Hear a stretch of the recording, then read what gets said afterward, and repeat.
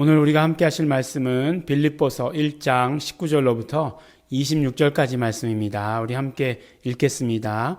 이것이 너희 간구와 예수 그리스도의 성령의 도우심으로 내 구원에 이르게 할 줄 아는 고로 나의 간절한 기대와 소망을 따라 아무 일에든지 부끄럽지 아니하고 오직 전과 같이 이제도 온전히 담대하여 살든지 죽든지 내 몸에서 그리스도가 존귀히 되게 하려 하나니 이는 내게 사는 것이 그리스도니 죽는 것도 유익함이니라. 그러나 만일 육신으로 사는 이것이 내 일의 열매일진데 무엇을 가리는지 나는 알지 못하노라.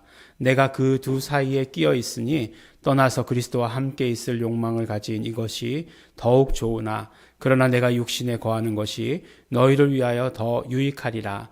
내가 살 것과 너희 믿음의 진보와 기쁨을 위하여 너희 무리와 함께 거할 이것을 확실히 아노니 내가 다시 너희와 같이 있으므로 그리스도 예수 안에서 너희 자랑이 나를 인하여 풍성하게 하려 함이라. 아멘.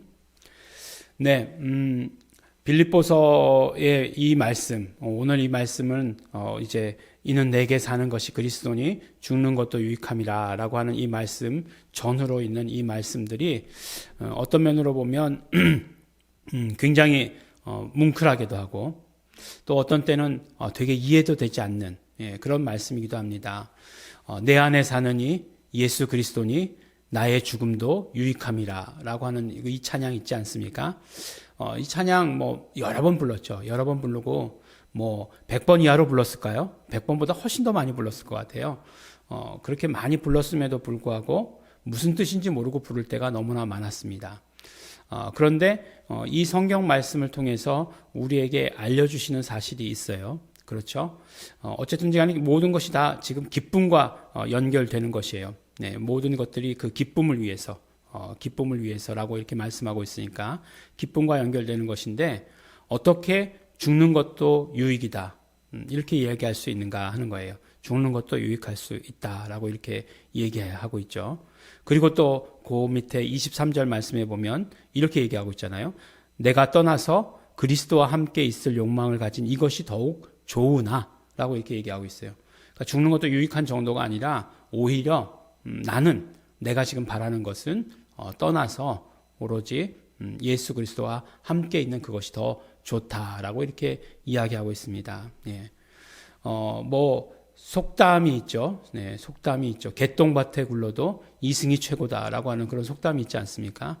어쨌든지 간에 이 땅에서의 삶이 더 좋은 것이다라고 이렇게 얘기하고 또 철학적으로도 실존주의자들은 그렇게 얘기할지도 모르겠죠. 하지만 성경에서 우리에게 말씀하고 있는 분명한 사실은 무엇이냐면 우리에게 영생이 있다라고 하는 사실이에요. 그러니까 우리가 믿음이 있다라고 하는 것은 결국 무엇이냐? 영생에 대한 확신을 가지고 있다라고 하는 말과 별로 다르지 않다라고 하는 말이에요. 무슨 말이냐면 영생, 영원히 산다. 누구와 함께? 예수 그리스도와 함께 영원히 산다라고 하는 그런 어떤 소망과 확신이 있는 것, 이것이 우리가 믿음이 있다라고 하는 것으로 말할 수 있다는 것입니다. 그러니까 사도 바울은 빌립보서를 통해서 믿음이 있다라고 하는 것, 사도 바울의 믿음을 어떻게 표현하고 있느냐? 영생에 대한 확신으로 표현하고 있다라고 하는 사실입니다. 영생에 대한 확신. 영생은 무엇이에요? 영생은 곧 유일하신 참 하나님과 그의 보내신 자 예수 그리스도를 아는 것이다라고 이렇게 말씀하고 있어요. 요한복음 17장 3절 말씀이죠. 이렇게 바로 영생이라고 하는 것은 매일매일의 삶 가운데서 우리의 참 하나님과 그의 보내신 자 예수 그리스도를 경험하는 것이라고 이렇게 얘기하고 있잖아요. 그러니까 매일매일의 삶 가운데서 예수 그리스도와 함께함으로 말미암아 그 함께하시는 그 증거들을 경험하는 것, 그것을 우리는 영생의 삶이다라고 이렇게 말씀하고 있는 것이에요. 그러니까 우리가 영생의 삶을 살아간다는 것이 얼마나 기쁘고 행복하고 편안하고 평안한가 하는 것을 우리는 상상할 수 있어요. 예수님이 함께 계실 때의 그 모든 어떤 평안함, 아직도 불편하시다고요? 네. 예. 아직도 누구와 함께 있는 게 불편하시다고요? 예.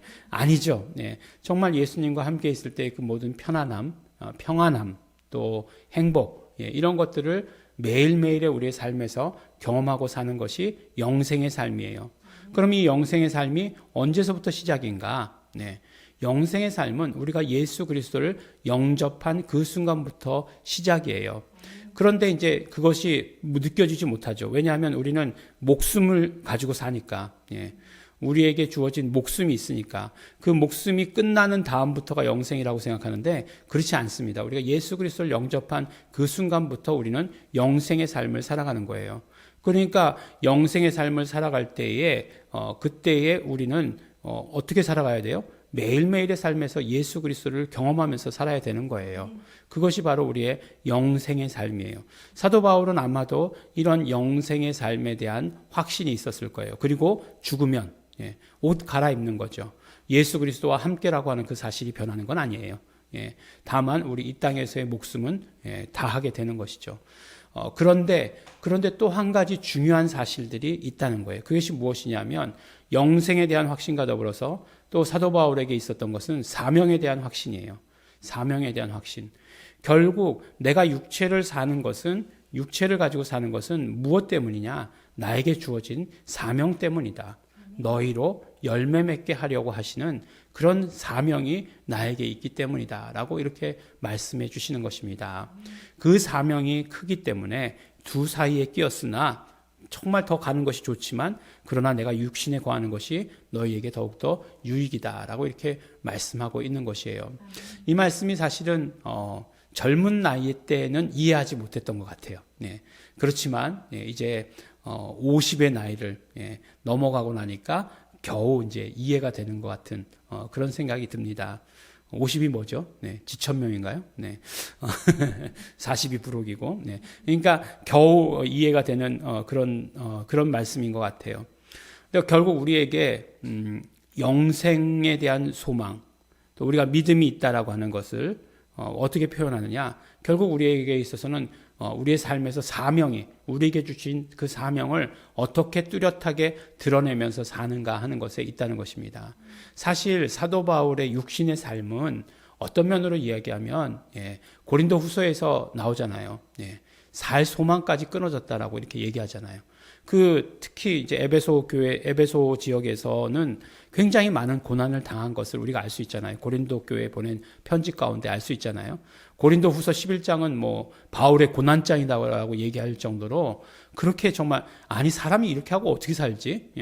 아무리 복음의 일이고 아무리 우리가 사명받아 가지고 산다라고 얘기해도 그렇게 많은 고난을 당하면 그거 계속 하고 싶을까라고 하는 생각이 들지 않습니까?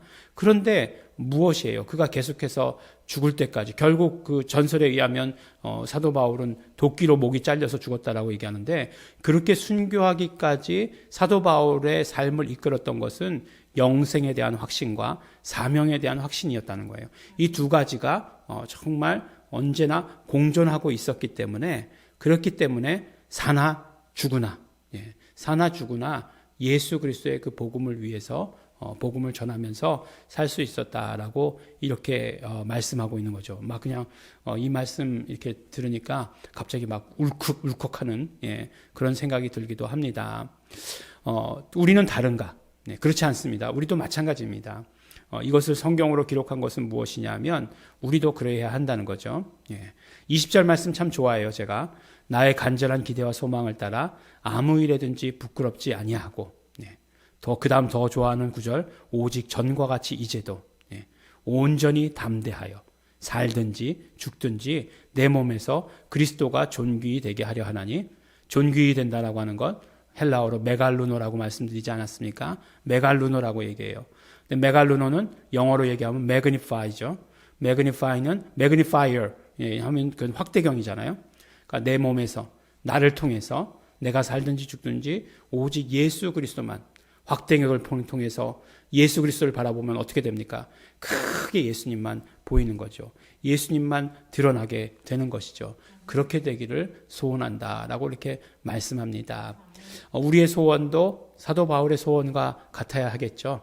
언제든지 오직 전과 같이 이제도 변함없이 담대하게 온전히 담대하게 예수 그리스도만 정말 드러내는 내 모든 삶을 통해서 내가 하는 일들을 통해서 내가 보인 게 아니라 나를 그렇게 역사하신, 나에게 그런 역사를 허락하여 주신 예수님만 크게 보이는 그런 삶이 되시기를, 그런 삶이 되시기를 우리 예일중앙교회 모든 성도들 예수 이름으로 축원합니다. 기도하겠습니다. 하나님 아버지 감사합니다. 살든지 죽든지 내 몸에서 오직 예수 그리스도만 존귀히 되기를 소원한다는 우리 사도 바울의 고백이 나의 고백이 되게 하여 주시옵소서. 나의 고백입니다. 우리의 고백입니다. 예일중앙교회의 고백입니다. 예수 그리스도만 드러나게 하여 주시옵소서. 우리에게 주신 사명이 큽니다. 우리가 이 사명을 가지고서 살든지 죽든지 이 사명 가운데서 이 사명을 위해서 사는 자들 될 수 있도록 아버지 도와주시고 축복하여 주시옵소서. 감사드립니다. 예수님 이름으로 기도드렸습니다.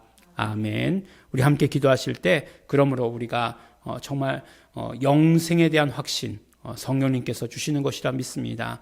날마다 예수 그리스도를 경험하며 살게 하여 주시옵소서. 또한 사명에 대한 확신이 우리에게 충만하기를 원합니다. 우리에게 주신 사명 분명히 너무나 큽니다. 예수 이름에 이 사명이 우리에게 있습니다. 우리는 우리의 모든 삶을 통해서 살든지 죽든지 예수 이름만 크게 드러나게 되기를 소원합니다. 성령님 함께 하시고 역사하시옵소서. 우리 다 같이 통성으로 기도하시겠습니다.